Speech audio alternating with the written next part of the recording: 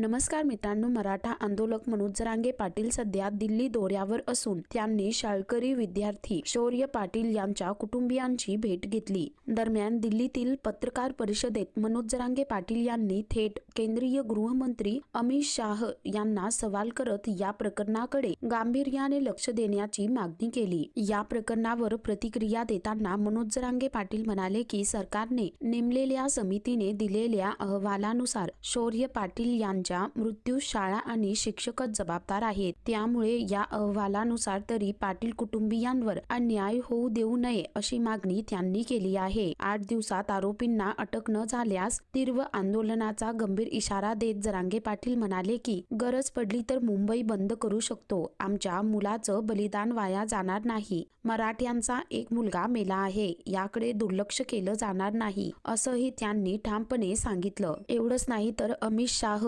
यांची भेट घेणार का असा सवाल विचारला असता त्यांना सगळं कळत नाही का असा प्रतिप्रश्न जरांगे पाटील यांनी केला। तसेच आरोपींना 8 दिवसात अटक करण्यात यावी अशी मागणीही त्यांनी केली। शाळेच्या संस्थापकांना इशारा देताना जरांगे पाटील म्हणाले की राष्ट्रगीत झालं पाहिजे असं सांगणारा राष्ट्राभिमानी मुलगा होता। शाळेच्या नावाखाली दया आणि शांतीचा संदेश दिला जातो, मग आमच्या मुलासोबत असं का झालं असा सवाल करत त्यांनी शाळेच्या संस्थापकांना थेट इशारा दिला। एकंदरीतच मनोज जरांगे पाटील यांनी अमित शाह यांना गंभीर इशारा दिला आहे। तर या संदर्भामध्ये तुमची काय प्रतिक्रिया आहे खाली कमेंट करून नक्की कळवा।